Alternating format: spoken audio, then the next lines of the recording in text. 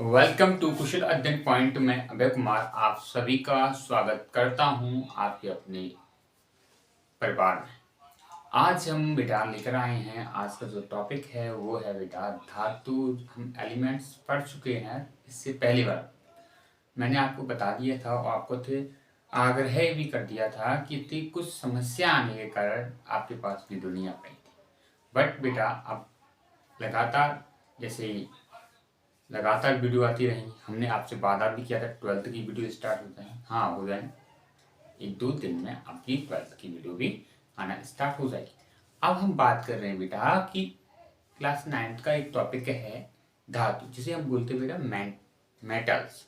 Metals को हम मैं पढ़ने का या उसे हम बेसिक से समझने का पूरा प्रयास करेंगे कि मेटल्स होते क्या हैं, उन्हें किन किन से मेटल्स कहते हैं, उनके होते पहचान कैसे कर सकते हैं कि ये मेटल्स ही है क्या और कोई धातु है।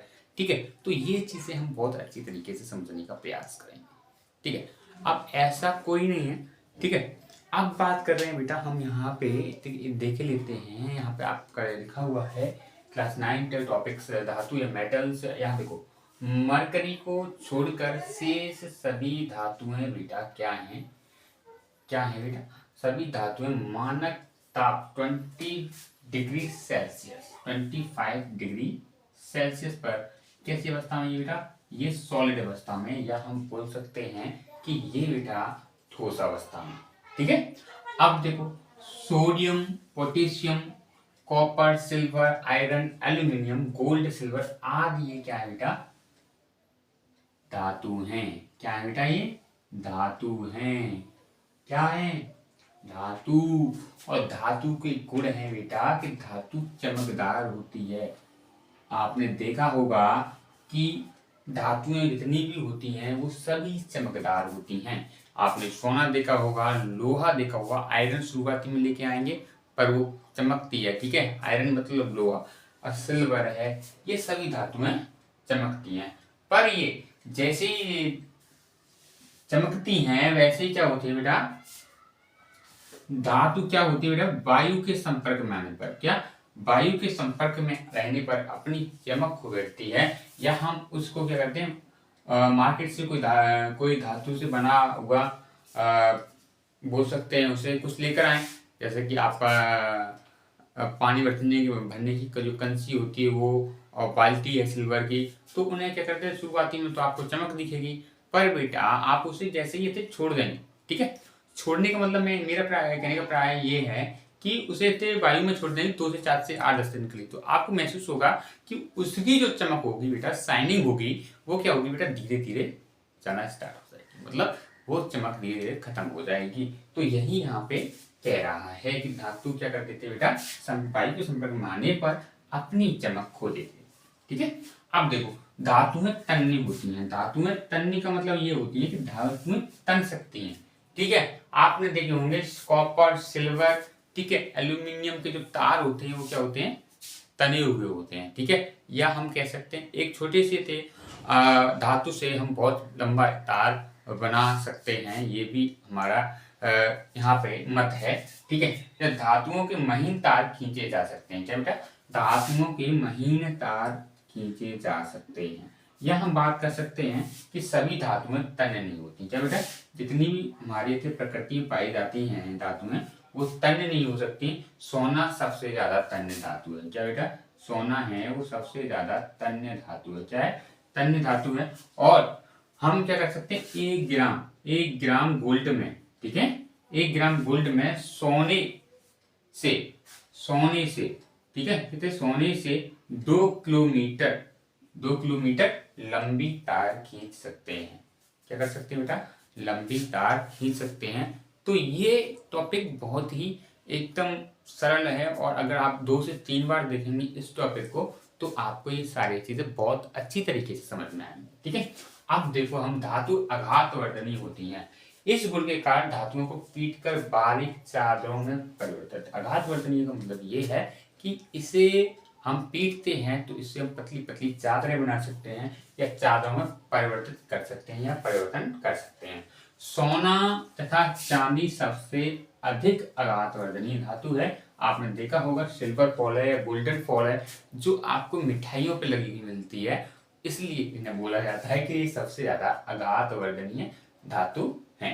कॉपर व एल्यूमिनियम भी उच्च अघात वर्धनीय धातु हैं, क्योंकि एल्यूमिनियम के पत्रकों का उपयोग खाना पैक करने में, सिल्वर फॉल आती है उसकी बात कर रहे हैं यहाँ पे, एल्यूमिनियम के खाना पैक करने में, दवाइयां, चॉकलेट या सिगरेट या बिस्कुट आदि पैक करने में किया जाता है। किसका बेटा? एल्यूमिनियम का। तो ये चीज आपको यहाँ पे समझ में आएगी। अब बात कर रहे हैं बेटा धातुएं ऊष्मा तथा विद्युत की अच्छी चालक होती है। क्या होती है? धातुएं जितनी भी होती हैं प्रकृति में, जितनी भी धातुएं पाई जाती है, विद्युत की बहुत अच्छी चालक होती हैं। धातुएं सरलता से ऊष्मा और विद्युत को अपने से प्रभावित होने देती हैं। और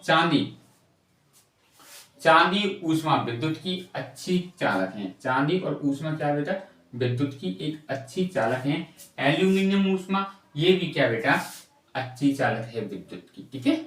अब बात कर रहे हैं बेटा धातुएं सामान्य कठोर होती हैं। धातु क्या होती है? सामान्य कठोर होती है। लगभग सभी धातुएं कैसी होती है? ठोस होती है, सॉलिड होती है। क्या होती है बेटा? सॉलिड होती है। ठीक है। और हम बात कर रहे हैं कि ये सॉलिड होती है, पर इन्हें हम किससे नहीं चेक कर सकते बेटा? हम कह सकते हैं कि इन्हें जो कठोर धातु होती है, ठोस धातु होती हैं, उन्हें हम बेटा चाकू से नहीं काट सकते। किससे बेटा? चाकू से नहीं काटा जा सकता है। अब बात करें लिथियम, सोडियम, पोटेशियम, धातुएं मुलायम होती हैं। ये जो धातुएं हैं लिथियम, सोडियम, पोटेशियम और पोटेशियम धातु के जो मुलायम होती हैं, इन्हें हम अच्छी तरीके से थोड़ा दबाव देकर इन्हें बेटा हम चाकू से काट सकते हैं। कैसे बेटा?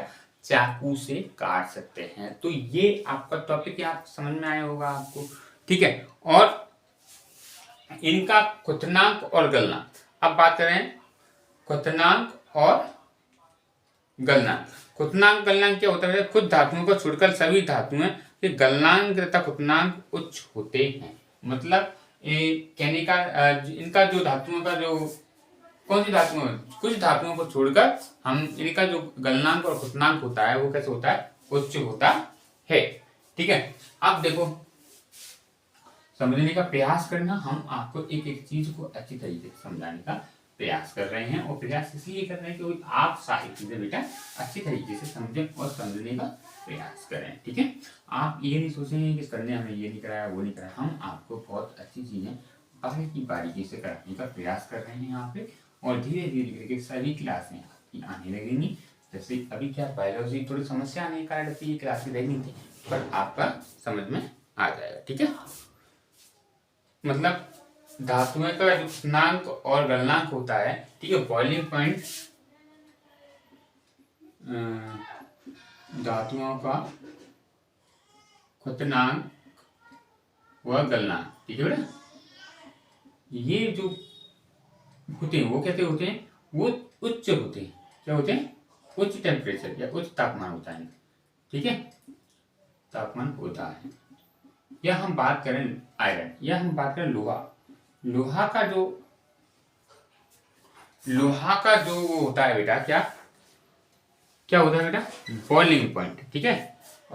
या हम बोलते हैं मेल्टिंग पॉइंट। जो मेल्टिंग पॉइंट होता है वो होता है बेटा आपका 1539 डिग्री सेल्सियस। या हम कॉपर के बॉइलिंग पॉइंट की बात करें, ठीक है, कॉपर के बॉइलिंग पॉइंट, किसकी बेटा? कॉपर के बॉइलिंग पॉइंट। तो उसकी बात करें तो उसका जो बॉइलिंग पॉइंट होता है बेटा वो होता है 810 डिग्री सेल्सियस। ठीक है, ये मेल्टिंग पॉइंट होता है और ये होता है बॉइलिंग पॉइंट। अब आपको हम बता दें ऐसे ही कुछ सोडियम तथा पोटेशियम धातुओं के गलनांक होते हैं। ठीक है, सोडियम और तथा पोटेशियम धातु के जो गलनांक होते हैं बेटा वो कितने होते हैं? 97.8 डिग्री सेल्सियस और कितने होते हैं? 64 डिग्री सेल्सियस। ये इनके मेल्टिंग और क्या होते हैं बेटा? बॉइलिंग पॉइंट होते हैं पोटेशियम के। तो सीजियम धातु के गलनांक की बहुत कम होती है। जो सीजियम धातु होती है उसका जो गलनांक होता है बेटा वो बहुत कम होता है। वो 30 डिग्री सेल्सियस पर ही क्या हो जाता है बेटा? पिघलना स्टार्ट हो जाता है। क्या हो जाता है बेटा? पिघलना या गलना स्टार्ट हो जाता है। तो ये गैलिनियम जो सीजियम धातु होते हैं वो 30 गैलिनियम व सीजियम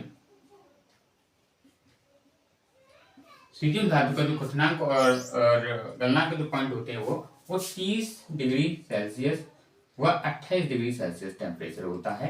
इन पे ये क्या हो जाता है बेटा, गल जाते हैं और बॉयल हो जाते हैं। तो ये टॉपिक आपको यहाँ पे समझ में आया। प्लस हम बात कर रहे हैं कि धातुओं के घनत्व उच्च होते हैं। उच्च का मतलब हम कह सकते हैं अर्थात ये भारी हो सकते हैं। आपने देखा होगा जैसे ही हम कोई लोहे की गेंद है या कुछ है तो उसे हम पानी में डालते हो तुरंत क्या हो जाती है, क्या हो जाती है, डूब जाती है। तो इससे हमें मालूम पड़ता है कि धातुओं के जो घनत्व होते हैं वो कैसे होते हैं बेटा, उच्च होते हैं। धातुओं के